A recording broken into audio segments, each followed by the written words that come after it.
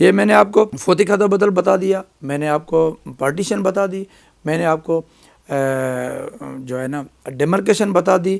ابھی آپ کو میں یہ بتانا چاہ رہا ہوں کہ یہاں پہ تمام جو چیزیں ہیں وہ میوٹیشن ہے۔ جو میوٹیشن کا مطلب یہ ہے کسی نے جو خریداری کی ہے وہ دستاویز کے تھرو کی ہے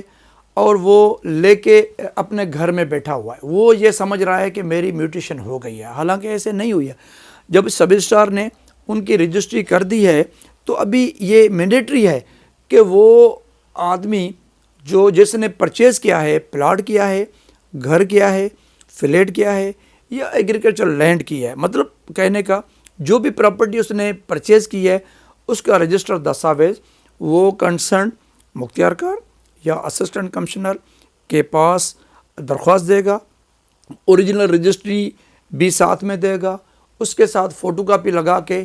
اور NIC جو کی کاپی جو ہے سیلر کی بھی پرچیزر کی بھی وہ تمام ضروری ہے، کیونکہ ریکارڈ آف رائٹس جو کمپیوٹرائز ہے اس میں CNIC کی کاپی جو اسکین ہو کے ہمارے بورڈ آف ریونیو میں جاتی ہے۔ تو یہ چیزیں آپ دیں گے اور اپنی رجسٹری جو ہے نا وہ کروا لیں گے۔ وہ جو کنسرن مختار کار ہے وہ ریونیو ریکارڈ جو فارم 7B ہم کہتے ہیں اس کو میوٹیشن رجسٹر کہا جاتا ہے ایگریکلچر لینڈ کے لیے۔ جو فارم 2 ہے وہ سکنی لینڈ کے لیے ہے، جس کو ہم فارم 2 کہتے ہیں، وہ نان ایگریکلچر لینڈ کے لیے ہے۔ وہ نان ایگریکلچر لینڈ اس میں شاپس آ گئے، فیکٹریاں آ گئی، دکان آ گئے، مطلب کہنے کا کہ تمام جو نان ایگریکلچر سیکٹر کی جو چیزیں ہیں وہ فارم 2 میں انٹری ہوں گی۔ وہ کنسرن سپروائزنگ تپیدار انٹری رکھے گا، اس کے اوپر مختار کار سائن کرے گا، اس کے اوپر پھر اسسٹنٹ کمشنر سائن کرے گا۔ اسی کے لیے گورنمنٹ کا چالان جو نیشنل بینک میں جمع ہوتا ہے وہ آپ کی ذمہ داری ہے کہ وہ چالان آپ جمع کروائیں۔ اس کے بعد یہ ریکارڈ پروونشل ریکارڈ سیل میں بورڈ آف ریونیو میں جاتا ہے، جس میں کچھ دن درکار ہوتے ہیں۔ وہ وہاں پہ جب اسکین ہو جاتا ہے تو پھر دوبارہ یہی ریکارڈ ہمارے پاس آتا ہے کنسرن مختار کار کے پاس، جو کہ پھر وہ دوبارہ جو ان کو نمبر ملتا ہے اسکین کا، وہ نمبر ریکارڈ آف رائٹس میں لگایا جاتا ہے۔ اس کے بعد میں اس کو سرٹیفائڈ کاپی جو کنسرن آدمی ہے وہ لے سکتا ہے یا اس کو دی جا سکتی ہے۔ تو یہ تمام اہم چیزیں میں نے آپ سے ڈسکس کی ہیں۔ تو اسی کے ساتھ یہ میں آپ کو یہ بھی بتاتا چلوں کہ یہ چیزیں تمام اہم ہیں، اور اگر کوئی باپ یا کوئی ماں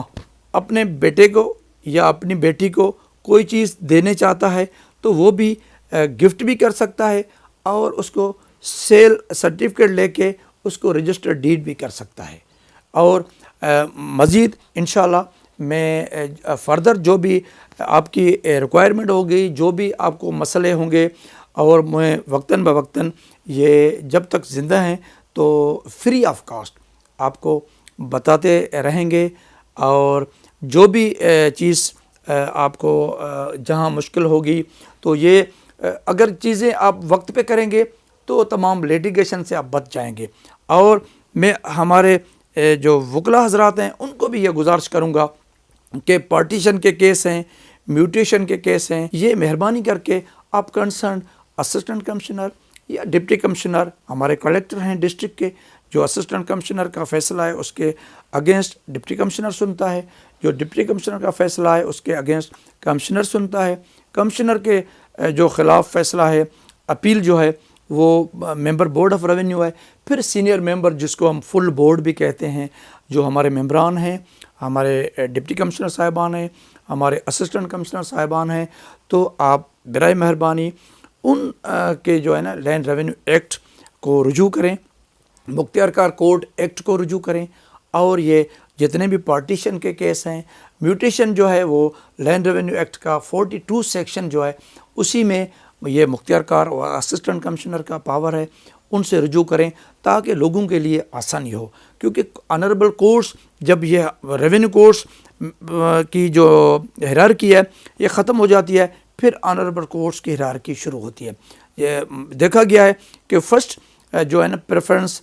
جو ریونیو کورٹس کے دیا جائے، تو یہاں پہ اکثر لوگوں کے علم میں نہیں ہے، اسی وجہ سے لوگ جو ہے آنریبل کورٹس سے رجوع کرتے ہیں۔